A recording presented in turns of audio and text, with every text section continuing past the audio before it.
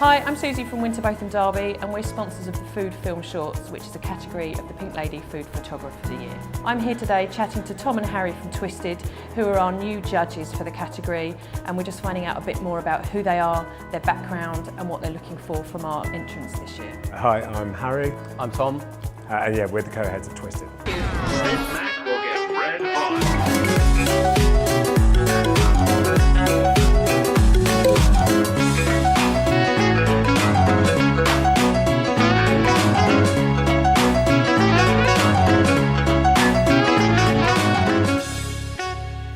So Twisted started, well, I'll take you back to how the food stuff started. I was employed by Jungle Creations about 3 years ago.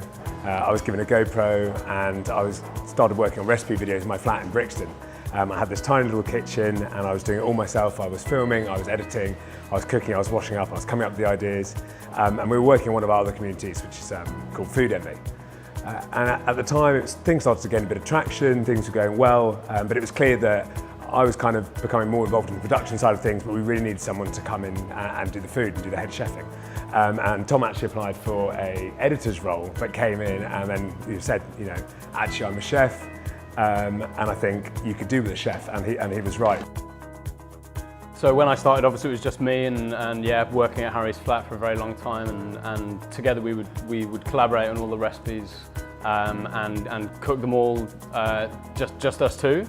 But then, of course, as we've grown and as the team's grown, the chef team has also grown. So now I'm responsible for managing the chef team, and I guess although it's a very collaborative process working with the Twisted team, I oversee the recipe development and the development for all the food that we're doing on the page. Yeah, so I kind of head up the editing team. I taught myself to edit, but the team that we have, we've got 4 other editors. They've all gone to editing school and they've trained and learned, and then they came in to do their role as well. So there's kind of 5 of us that can edit.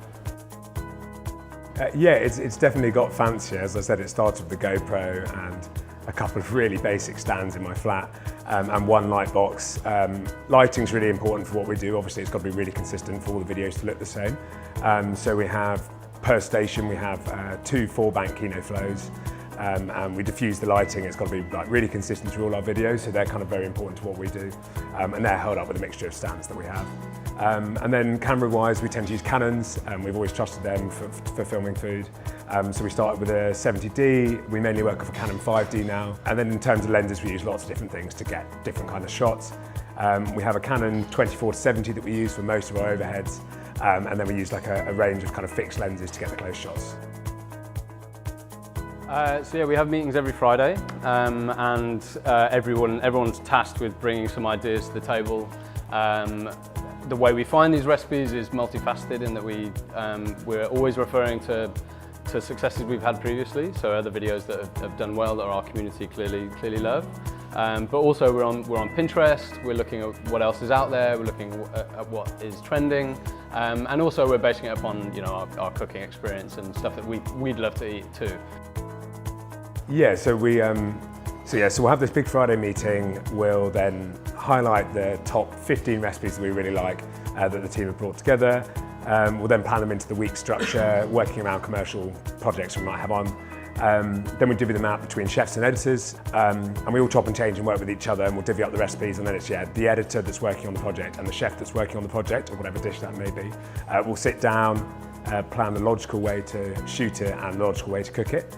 Sometimes we might film bits that can sit around earlier in the process, but when you come to see the final edit, we'll have cropped them in later so that it all flows better. But yeah, we storyboard everything, make sure that it has to have a natural flow.